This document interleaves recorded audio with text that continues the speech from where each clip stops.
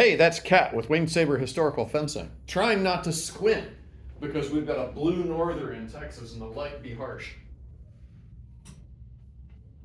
All right, so you found someone asking a question on Reddit that has also been asked around us many times because we have so many people who are stuck so low. The only saber enjoyers in their zip code. Yes. So the question was basically, what do you do to train if you don't have a club? Specifically, this person was asking, what do you do to train before you join a club so that you have some physical readiness to do sword things? So yeah, that was the question. Answer, buy my body mechanics book. But if you already have an athletic background, you may not actually need my body mechanics book. What do you need? Wow, my brain just went completely blank. I bet she's going to say footwork. So yeah, one thing you can train solo easily is footwork. And this has many benefits. For instance, now you know how to move your feet in an efficient and effective manner. You have balance, you have some conditioning, because doing footwork isn't like taking a stroll in the park. You actually have to have some physical strength to achieve the movements. It teaches you how to move your body and how to control what you're doing. It has many benefits. I said that already. Mm-hmm. Now, of course, it depends on what style of fencing you want to do.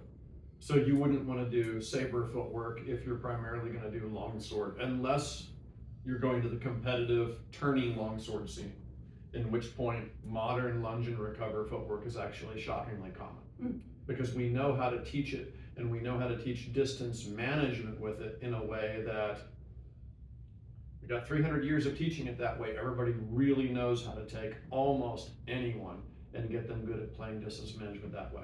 Whereas passing footwork is still more rare and fewer people quite understand how to play that. Different video we'll have to talk about today. Indeed. Other thing, cutting exercises. Cutting exercises are super great. Yeah, it's like the beginning, Saturday night, there's a Boohert seminar over at the club, so we won't be running class tonight, but our warm-ups on Saturday nights for our classical Italo-Hungarian lightsaber is always the basic cutting exercises. It makes a tremendous difference for your ability to make your moulinet, to make your cuts, to make your parries, when you're constantly going, okay, here's how this moves, or in our system, here's how these basic cuts move, and here's how I can generate power.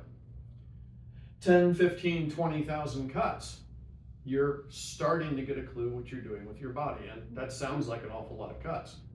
But 1,000 cuts takes 18 minutes, 1 cut per second. It's really not that big a deal. And I've got a video, come cut with me. Is it a great high production value video? No. But as you would say, it's perfectly cromulent. You can put it on and just keep pace with me cutting, and that's the entire purpose. You have something to see while you practice staying in rhythm. Or make a playlist, a 30-minute playlist with songs you like that will get you motivated, and just cut until your playlist ends. I used to do that with a halberd a long time ago. Yeah. What else can they do? Conditioning. It kind of is a bad word in some circles, but again, sword fighting isn't like taking a stroll through the park. You're going to need to get used to having your heart rate elevated. You're going to get used to being able to keep your breath when your adrenaline is up. And you're going to need like the stamina to keep going and not just fall on your face after 30 seconds. So some kind of conditioning is absolutely essential. Yeah, absolutely. There's no getting away from it. If you are a fencer, you are a cardio athlete. There's a reason that fencers have, well, let's just say they're very good at wearing pants. But you don't tend to see an awful lot of really heavily built upper body fencers. It's because we're doing a ton of cardio instead. You'll see good back muscles.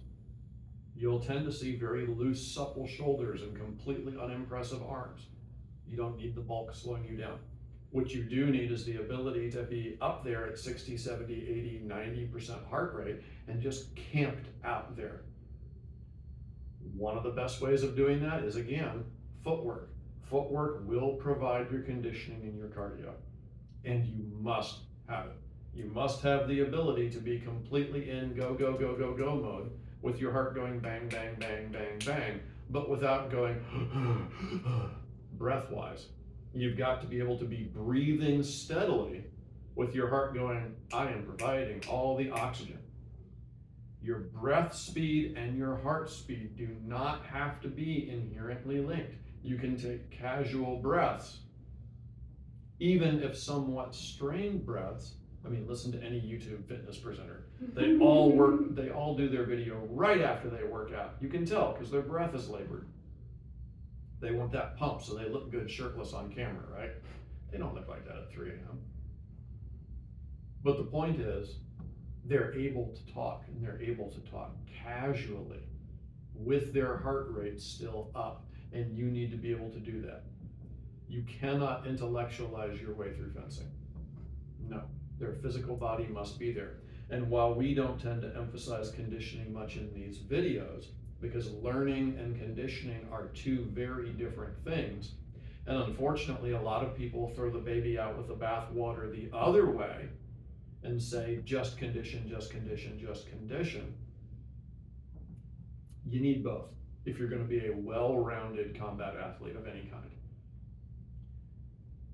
Drillers are killers, and if you can continue to do your techniques when someone goes, screw it, I'm going to muscle it, because you've drilled it well enough and you've got the conditioning to handle it, that's when you get away from simply kicking superficial ass and you're able to actually adapt to what your opponents bring to the table. What Indeed. else? Now he said you don't really need strength training, but that's ish. Because reality is sexist. Because reality is sexist, and you might be a smaller person, you might be a smaller female, and you might find that after 5 minutes of swinging a sword around, it becomes intensive labor, and you are very tired. And you're going to have to strengthen yourself up to be able to carry that weight and to swing it easily so that you can keep up with your more naturally endowed comrades. Mm-hmm. And that's not fair, but that's how it is. Yeah. And when I say reality is sexist, I'm not talking about capacity. I've got somebody a couple hours south of me who's swinging a saber around as a form of rehab, and she's getting great mileage out of it. Hi, you know who you are. It's tendonitis. If you are really, really lightly built, you are in more danger of tendonitis. And if you are really, really lightly built and a gal, you're in twice as much danger of tendonitis. And you don't have to take my word for it. Don't go cancel me, go check out the sports literature. Tennis athletes and others are keenly aware of the tendonitis problem. And the high-level coaches who coach women take this head on when they develop their sports conditioning, so that they don't break their promising young athletes. We're no different, but our hobby doesn't have the benefit from that. So your basic cutting and your basic moulinet practice, you need to get really religious about good form fast. Kat can talk about, in fact, let's be real open. Talk about what bad form did to your wrists. So, unknowing that this was even going to be an issue, I just dove in with the Hungarian lineage and jacked up both my hands because this one started hurting when I was practicing. So what do? You switch to the other hand, then this one started hurting when I was practicing. Then she didn't say anything about it until 3 months later. Well, I am very smart. And it has been a long journey since then. It has been a years-long journey to get back into shape where I'm not daily hurting myself further and in constant pain, so that I can keep training and keep doing my daily tasks and my, actual job, which is art. So again, kind of need these guys to be functional. Yeah, the guy who wrote Kitchen Confidential used to complain about the daily pain he suffered because as a younger chef, his whisk technique was wrong and he did damage to his joints with it. This is a quite light saber.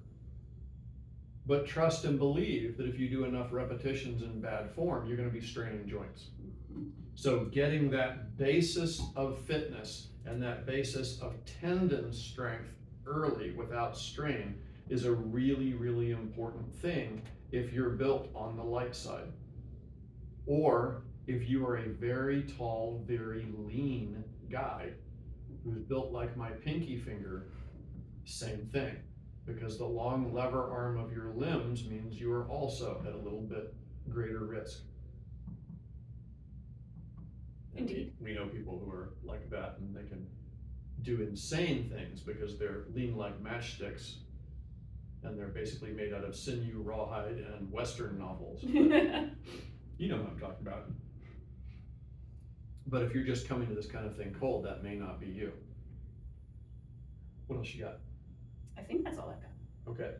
The other thing I would hugely recommend if you're doing prep work before you go find a school is, for fuck's sake, we're not monetized, I can say that. Don't go wasting your money buying gear. I'm on good terms with several gear suppliers. That's on purpose. These guys don't make a lot of bottom line. I love a chance to throw money at those guys. But you don't know what the schools are going to want you to be using. And if you buy things in advance, you wind up wasting money. I have received so many donations to my school. Thank you, donators. We love you.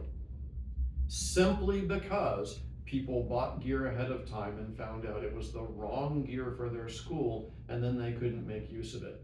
And then our school, which kind of started out like the Bad News Bears, we clutched it and put it together and put it to use.